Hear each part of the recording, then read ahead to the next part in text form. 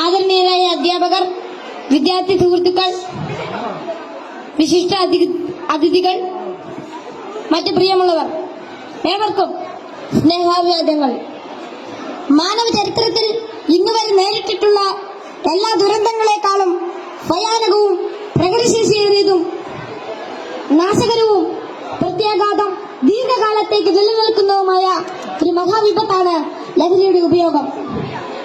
ഓരോ കുട്ടിയുടെയും ജീവിതത്തിലേക്ക് ഹരമായും ഉന്മാദമായും ഉറ്റ ചങ്ങാതിയായും മൃദുവാസത്തോടെ പടികയറി വരുന്ന ലഹരി മരുന്ന് ഏതു വിധേനയായാലും ഒരു പ്രാവശ്യം ഉപയോഗിച്ചാൽ പിന്നെ അതിന്റെ തോഴനും പിന്നീട് സന്തത സഹചാരിയായും അധികം വൈകാതെ അടിമയുമാക്കി മാറ്റുന്ന മാന്ത്രിക ശക്തിയാണ് മയക്കുമരുന്നിനുള്ളത്.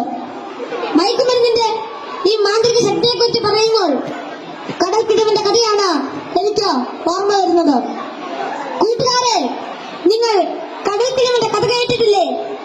വെയിലാവുന്ന സായാഹ്നങ്ങളിൽ കടൽ തീരത്തിന്റെ മണൽത്തട്ടിൽ നടക്കാനാവാതെ അവശനായി കിടക്കുന്ന വൃദ്ധനെ കാണാം. കരുത്തരായ യുവാക്കൾ ഒറ്റയ്ക്ക് ആരെങ്കിലും അടുത്തെത്തിയാൽ തന്നെ അല്പദൂരത്തേക്ക് മാറ്റിക്കിടത്താൻ ചെറുപുഞ്ചിരിയോടെ വിനയാജ്ഞനായി അപേക്ഷിക്കും.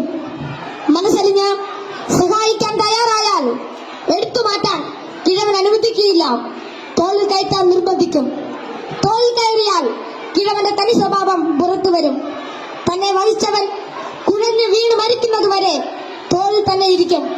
നന്നേ ഭാരമുള്ള കിഴവനെ ചുമന്ന യുവാവ് മരിച്ചു എന്ന് ബോധ്യമായാൽ ഇറങ്ങി അല്പമകലെ മാറിക്കിടക്കും, അടുത്ത ഇരയെയും കാത്ത്.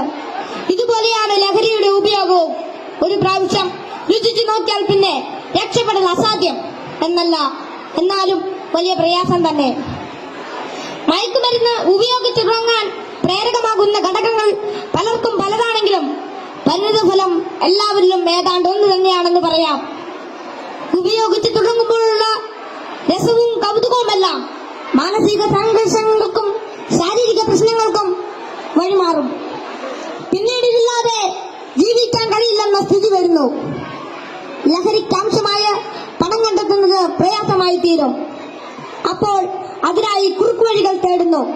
അങ്ങനെ അധാർമിക ജീവിതത്തിനും കുറ്റകൃത്യങ്ങൾക്കും പ്രേരിപ്പിക്കപ്പെടുകയും കുടുംബത്തിനും സമൂഹത്തിനും നിയമപാലകർക്കും തലവേദനയായി മാറുന്നു. ഇതിന്റെ എല്ലാം ബാക്കി പത്രം എന്ന് പറയുന്നത് നിരാശ, ഏകാന്തത, മാനസിക പിരിമുറുക്കം, ശാരീരിക പ്രശ്നങ്ങൾ, മാനസിക വിഭ്രാന്തി എന്നിവയാണ്. ഈ പ്രശ്നങ്ങൾ ഇവരെ നിഷ്ക്രിയരും നിർജീവനുമാക്കി തീർക്കുന്നു. അങ്ങനെ കുടുംബത്തിന്റെയും സമൂഹത്തിന്റെയും നട്ടല്ലാകേണ്ട ഇവർ വീടിനും വീട്ടുകാർക്കും നാടിനും തന്നെ ബാധ്യതയായി തീരുന്നു. ലഹരി ഒരു മഹാവിപത്താണ്, സമൂഹത്തെ കാർന്നിരുന്ന മഹാവ്യാധി. ഇത് ബാധിക്കുന്നതാകട്ടെ നാടിന്റെ സമ്പത്തും രാഷ്ട്രത്തിന്റെ അടിത്തറയും നട്ടലുമായ കൗമാരത്തെയും യൗവനത്തെയും.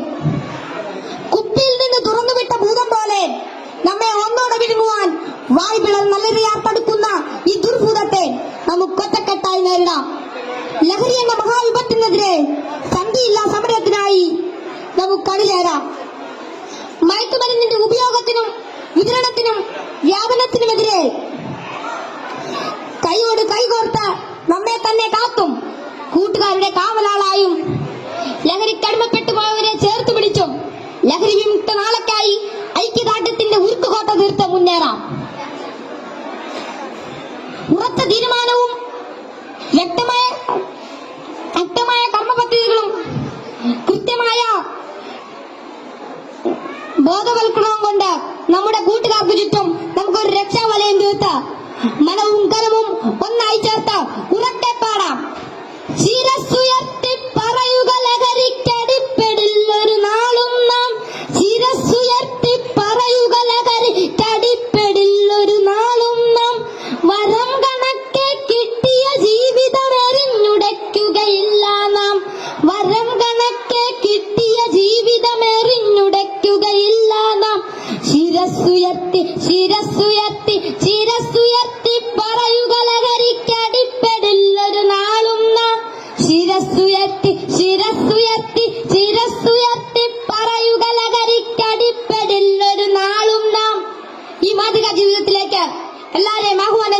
നിർത്തുന്നു. നന്ദി, നമസ്കാരം. Thank you all.